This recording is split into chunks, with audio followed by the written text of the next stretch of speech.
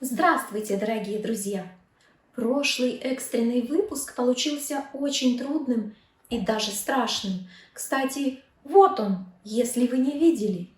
Потому сегодня ролик будет максимально легким и приятным, за одним исключением, несмотря на всю неоднозначность героя. И мы начинаем прямо сейчас. Ленин на Красной площади. И музыка.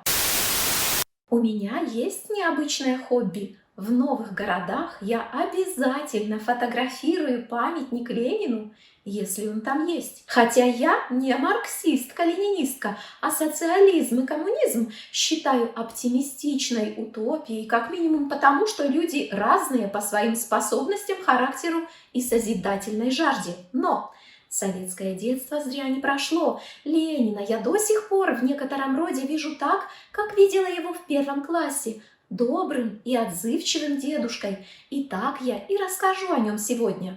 Готовясь к ролику, я обнаружила, что предсказуемо несколько довольно мерзких статеек, суть которых сводится к одному: забудьте все, что знаете о любви Владимира Ильича к музыке. Это все вранье, придуманное для очеловечивания образа вождя и идеологической промывки мозгов. Лично я вижу тут явное противоречие. Говоря такое, люди признают огромную власть музыки, в том числе идеологическую. Посмотрите вокруг. Много ли вы знаете тех, кто живет эту жизнь в абсолютной музыкальной пустоте? Таких практически нет. И даже если люди не одарены музыкально и не выбирают это искусство в качестве своей профессии, они слушают музыку всю свою жизнь, день за днем. Противоречие Лена-ненавистников заключается в том, что, признавая силу музыкального искусства, они почему-то начисто отказывают Ленину в возможности его любить. Он в этом смысле отличен от миллиардов других людей и наделен особой способностью быть нечувствительным к волшебной силе искусства. Хотя кому, как не ему, знать, любить и понимать музыку? Посмотрим на семью Владимира Ильича. Отец Илья Николаевич – крупный чиновник, инспектор народных училищ, действительный статский советник. Это чин, соответствующий для сравнения военному чину генерал-майора и дающий право на потомственное дворянство. Несомненно, Ульяновы – это довольно обеспеченная, культурно и интеллектуально развитая семья. Для людей такого уровня музыка – это неотъемлемая часть жизни, естественной среды их обитания. И, пожалуй, если барышня, дама в таком семействе не умеет играть на рояле, то это почти неприлично. К мужчинам не предъявляются столь жесткие требования. Тем не менее, и для них умение вовремя нажимать нужные клавиши, как говаривал Бах, тоже не является чем-то исключительным. Культурной жизнью в семье Ульяновых заведовала мать Мария Александровна. Культ массовой секты. Конечно, она прекрасно владела инструментом. Самым музыкально одаренным она считала Володю. Тем не менее, по ее желанию все дети обучались игре на фортепиано. Ольга же, по мнению матери не очень способная, была увлечена музыкой всерьез и часами играла на рояле. Кроме того, Мария Александровна сама занималась с детьми пением с их раннего возраста, собирая их в небольшой вокальный ансамбль. В доме Ульяновых постоянно звучала музыка. Володя, а ты любишь громко петь в бане? Поступали музыкальные впечатления и извне. Оперного театра в Симбирске не было, но периодически в город на гастроли приезжали оперные труппы. Когда Ульяновы переехали в Казань, наступил период оперы без ограничений, ведь в Казани оперный театр был. Концертные и театральные залы – это незаменимые источники культурных впечатлений в эпоху, когда еще не существует кино, радио или телевидение. Для справки, даже граммофон появился лишь в 1887, а кинематограф в 1895. Биографы Ленина упоминают с теплом и летние выезды семьи в деревню. Там Володя приобщался к подлинной народной песне. Потому мы можем говорить, что музыка в жизни Ленина – это не случайное явление. Что же слушали и играли в ту эпоху? Актуальный Лист и Шопен, Берлиоз и Мейербер, Чайковский, Верди, Вагнер – это все музыкальный романтизм, красивейшая и эмоционально взволнованная музыка, в которой должна быть драма и искание, конфликт и борьба. У Шопена даже есть этюд для фортепиано, который так и называется «революционный». Если музыка вокальная, то эти особенности подкреплены в ней соответствующим содержанием текстов. Некоторым кажется, что биографы, описывая музыкальные вкусы Ленина, намеренно отобрали сочинения подобного содержания, идеально подходящие для вождя революции, и приписали Ленину любовь к ним. Но в действительности это его подлинные пристрастия, воспитанные в нем эпохой. Ничего, мужчина может иметь безобидное хобби.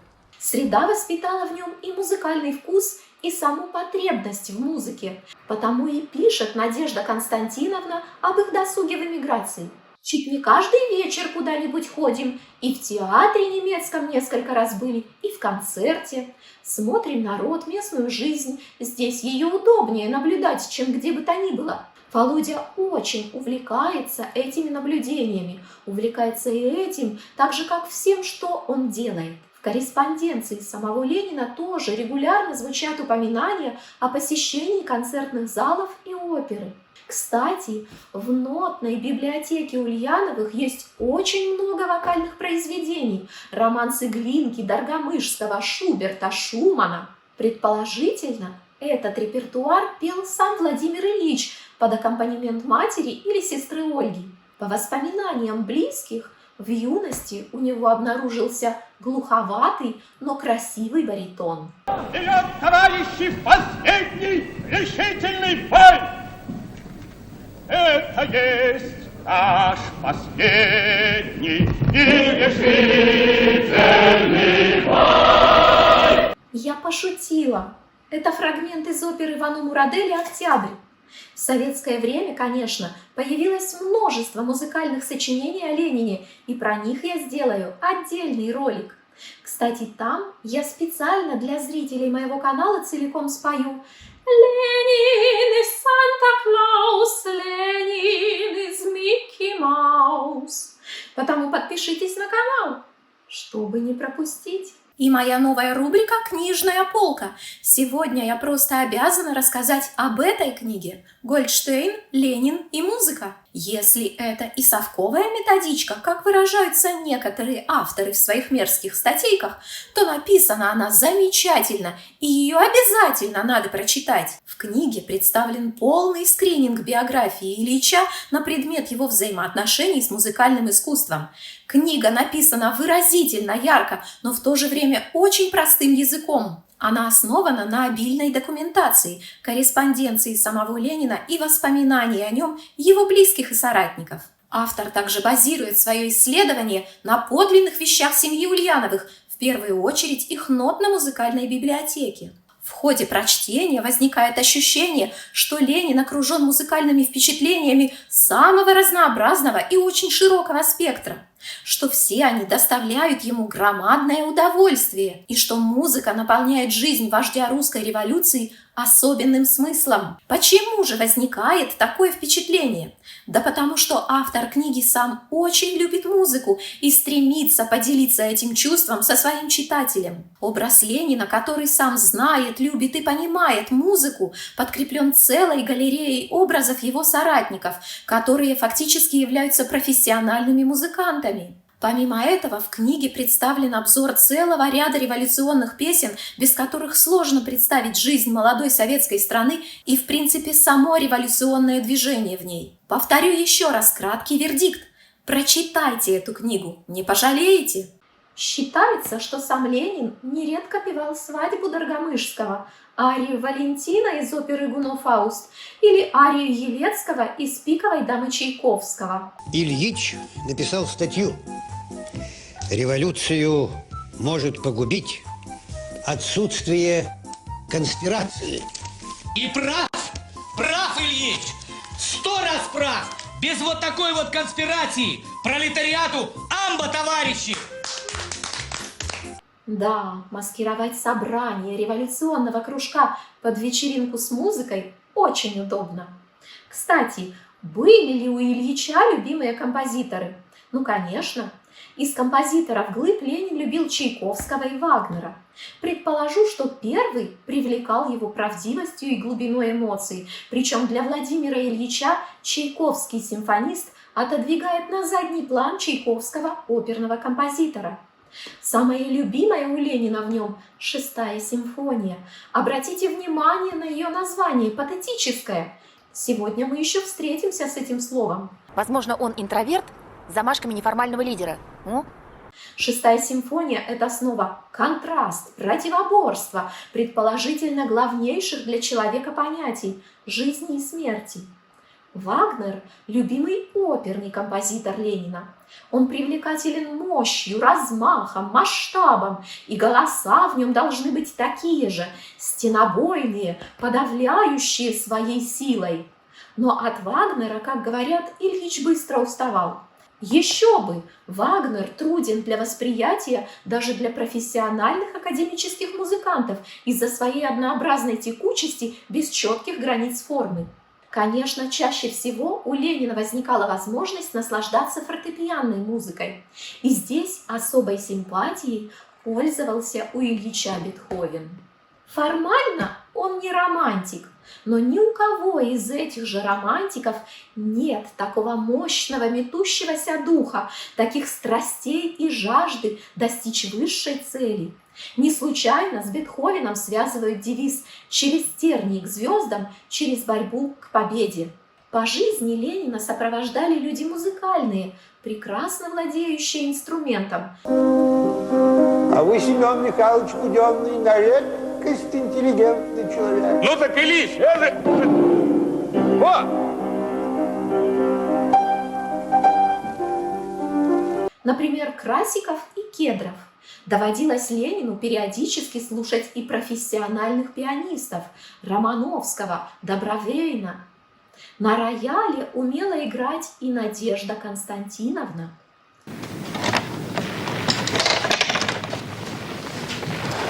Володенька, может быть, нашу, любимую, нечеловеческую? Она окончила гимназию Оболенской, второе учебное заведение такого уровня в стране. Для выпускниц учебного заведения подобного порядка владение инструментом обязательно. Не знаю, откуда взялось мнение, что Крупская играла плохо, но допускаю, что ввиду крайней занятости ей не хватало времени на поддержание навыка на том уровне, на каком владела им, например, возлюбленная Ленина Инесса Арманд, являвшаяся фактически профессиональной пианисткой. Потому и сохранилось воспоминание о своеобразном распределении ролей. Владимир Ильич и Надежда Константиновна работают на воздухе, в саду, а до них доносится из дома игра Инессы. Надь, ты что, за Володькой бегаешь? Но что же, все эти люди играли Ленину из Бетховена. Надежда Константиновна, сыграйте мне что-нибудь из Бетховена. Очень любима Лениным была сонат патетик, патетическая соната Бетховена. Крупская писала: Инесса была хорошая музыкантша, очень хорошо играла многие вещи Бетховена. Ильич особенно любил сонат патетик, просил ее постоянно играть. Эта соната, написанная на излете 18 столетия, предвозвестила то, что будет волновать романтиков в столетии 19. Да-да, вновь мотивы борьбы. В сонате Бетховен противопоставил нереальный мир эфемерных грез и суровый мир реальности. Главной идеей сонаты стала мысль, что человек сам творит свою судьбу. Этот путь часто очень труден, но и прекрасен. Человек может быть не только послушной игрушкой судьбы, а активной преобразующей силой, от которой зависит окружающая действительность. Звучит весьма революционно. Что характерно, сам Бетховен эту сонату не любил. По его мнению, пианисты слишком вольно трактуют ее, ориентируясь на авторское название – патетическое. Но у этой сонаты есть и иное название – малая апассионата.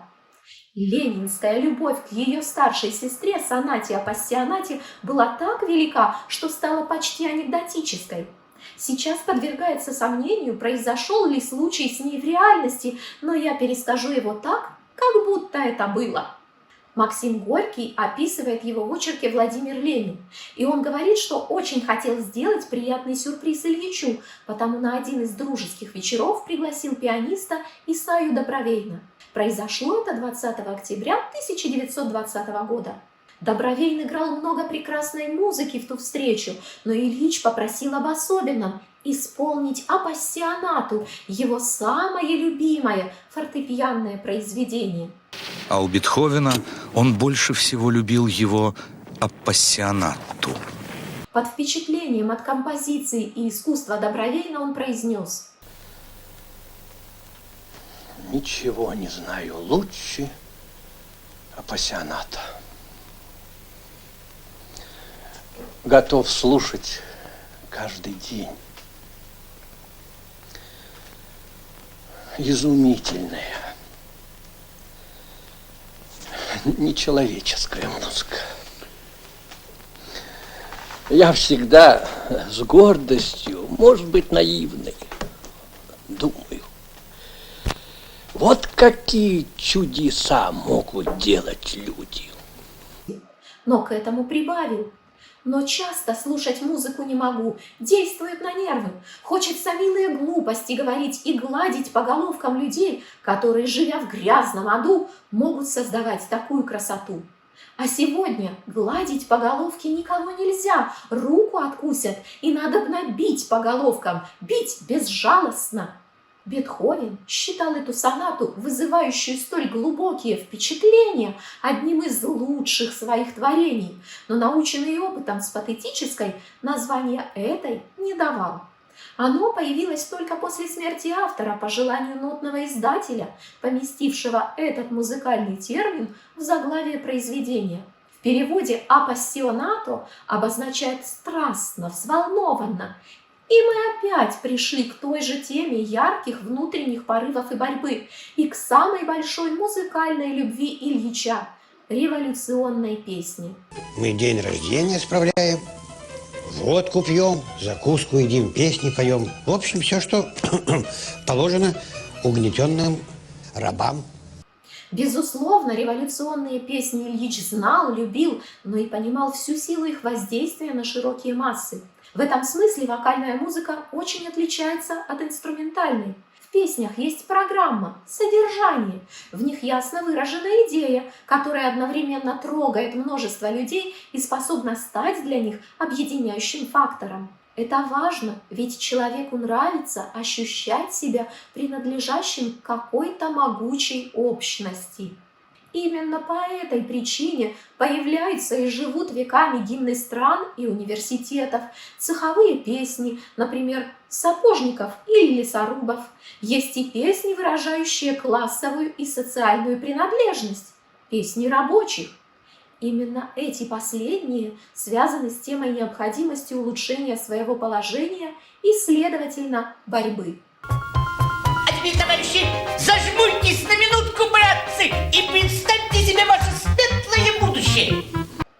Есть у вокальной музыки и другое достоинство – ее доступность по сравнению с инструментальной. Чтобы сыграть на скрипке и на фортепиано, требуется их иметь и научиться владеть ими хотя бы на самом примитивном уровне. А голосовой аппарат всегда с нами, и по большому счету не нужны какие-то особенные усилия, чтобы напеть любимую мелодию. Поэтому к пению может приобщаться каждый буквально в любой момент времени. Стоит упомянуть и о том, что революционная песня прекрасно укладывается в нашу многовековую национальную традицию, для которой характерна особая любовь к хоровому исполнительству. Для бытового музицирования хором не так уж важно индивидуальное вокальное мастерство. Звук все равно получается довольно красивый.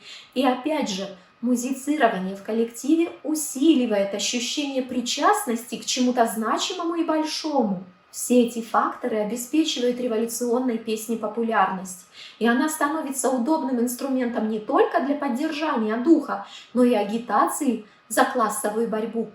Мировому пролетариату восклзын. Владимир Ильич, что такое восклзын? Восклицательный знак. кто был ничем, Восклзен! ЗПТ, тот станет всем. ЗПТ! ТЧК. В советское время из любимых революционных песен Ильича строили концертные программы. С ними выпускались пластинки. Вот часть ленинского плейлиста. «Интернационал», «Смело, товарищи, в ногу», «Варшавянка», «Вы жертвой упали», «Беснуйтесь, тираны», «Узник» и прочее, прочее. Любимых песен у Ильича очень много. Я расскажу лишь про одну из них – «Марсельеза». Появление этой революционной песни несколько необычно, ведь она возникла во Франции при монархии. Итальянский скрипач и композитор, директор итальянской оперы в Париже Джованни Баттиста Виотти сочинил в 1780 году тему с вариациями для скрипки с оркестром. Эта тема и есть мелодия нынешней Марсельезы.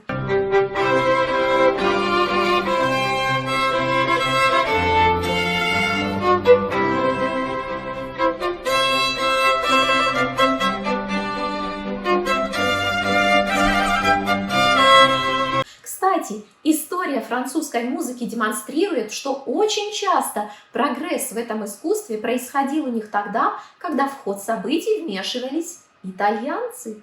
И итальянский старт всемирно известной французской песни – это в каком-то смысле закономерность. Случайность, частный случай закономерности. Изящнейшее произведение Джованни Баттиста Виотти было довольно популярно, настолько, что спустя некоторое время Моцарт процитировал кусочек темы в своем фортепианном концерте номер 25, написанном в 1786.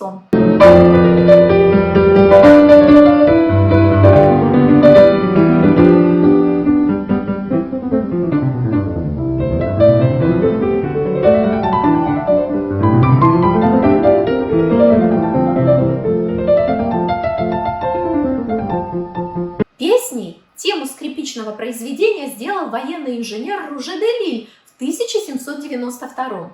Что интересно, сторонник конституционной монархии. Он доработал мелодию и написал к ней текст. Песня родилась в Страсбурге, где в то время стоял его полк, и получила название «Марш войны». Также имелся и другой вариант – боевая песня Рейнской армии. За свои политические взгляды Руже де Лиль был репрессирован и чудом избежал гильотины. А во время первой реставрации Бурбонов в 1814-м он написал песню «Да здравствует король». Получается, что с родителями Марсельезы не все так однозначно. Хотя революционную трактовку песня получила довольно быстро после своего появления. В том же 1792 с ней в Париж вошел Марсельский добровольческий батальон, подаривший композиции новое название. Срочно потрібно, нужно новое название. Да, непременно нужно новое название. Непременно, срочно нужно новое название. Популярность Марсельеза набрала стремительно, настолько, что уже в 1795-м конвент выбрал ее в качестве государственного гимна Франции. Им она является и сейчас, но в этой торжественной истории Марсельеза имела перерывы. Она перестала быть гимном в 1804-м, когда пришел к власти Наполеон, провозгласивший себя императором. В 1815-м песня была запрещена на целых 15 лет. Франция вновь приняла Марсельезу в качестве гимна страны лишь в 1879-м, когда она уже обрела европейское распространение. Вторая волна запрета настигла песню в немецкую оккупацию в 1941-м, но, как мы видим, и это она пережила. Легендами о магической силе песни, пробуждающей неудержимый боевой дух, Марсельеза начала обрастать почти сразу после появления. Ходили слухи, что она помогла повстанцам одержать победу в сражении при Жемаппе. И Екатерина II решила проверить эти слухи. По ее указанию оркестровый вариант, как «Марш марсельцев», даже исполняли в Эрмитажном театре в 1792-1793. Какое-то время песня не вызывала подозрений у нас в России. Быть может потому, что она обильно переиздавалась в оркестровом варианте и порой под весьма странными названиями. Например, Песни на смерть французской королевы Марии Антуанетты. Гонения на Марсельезу начал очнувшийся Павел I. У декабристов песня уже пользовалась популярностью в качестве революционной, но родной язык декабристов – это фактически французский. И на том историческом этапе у песни не было никаких перспектив стать массовой в России. А я вижу светлое будущее, мировую революцию, всеобщую грамотность, коммунизм в конце концов. В нашем отечественном варианте песня получила известность как «Рабочая Марсельеза», и произошло это достаточно поздно. Русский текст для нее был заново написан, не переведен с французского, Петром Лавровичем Лавровым и впервые опубликован в 1875. Примечательно, что и у нас Марсельеза успела побыть гимном страны. В этом качестве ее утвердило Временное правительство во время Февральской революции. И рабочая Марсельеза была гимном России несколько месяцев в 1917-1918 годах. На этом посту ее сменил Интернационал, у которого судьба не менее интересна, а значит, в своих роликах я еще вернусь к теме «Ленин и музыка». И последний пункт моего сегодняшнего рассказа.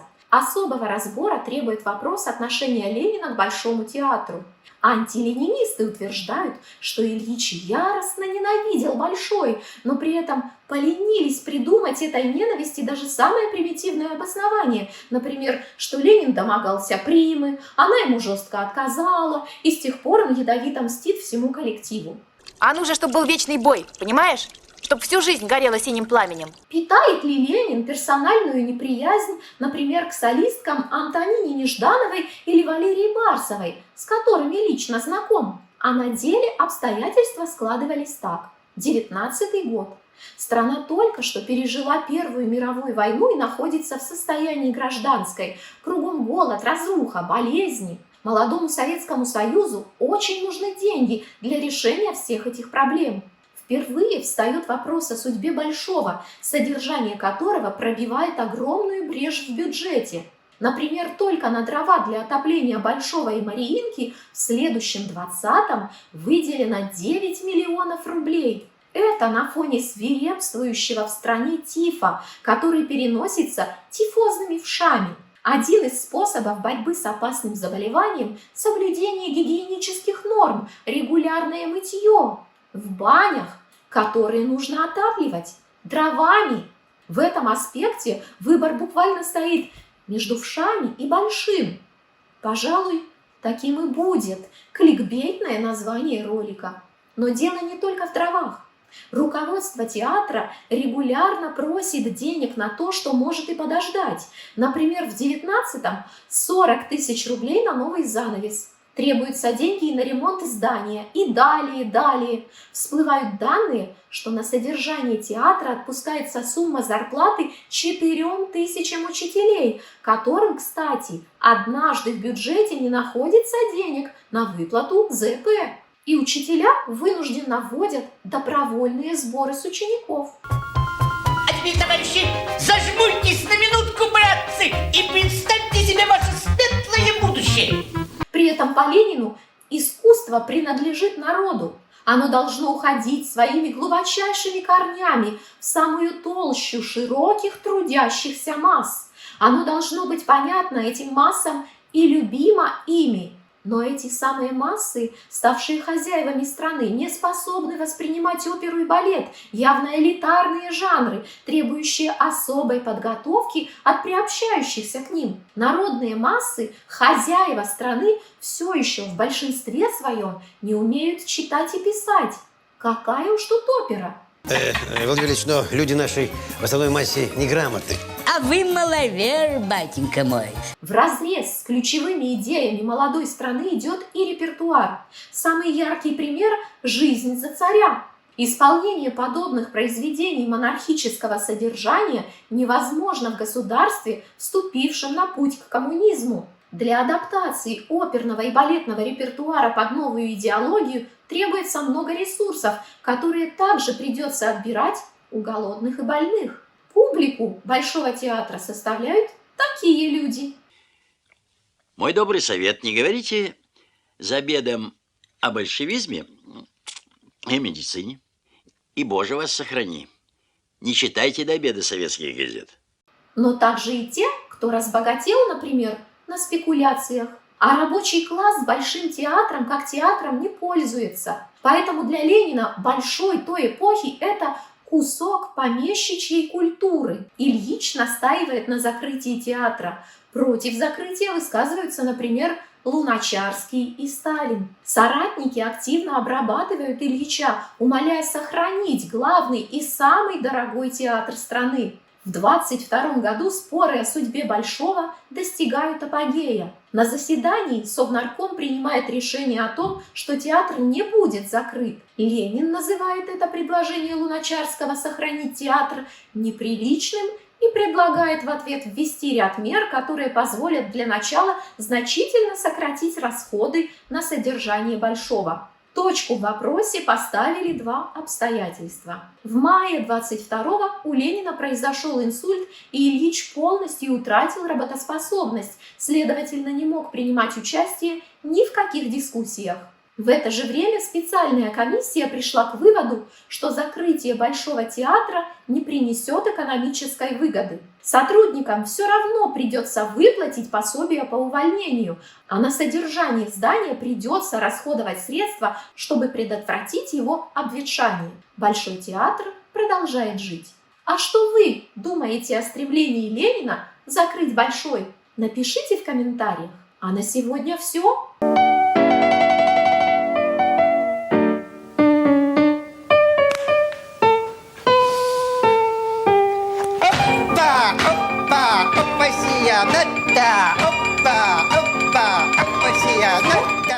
Я научу вас любить вокал.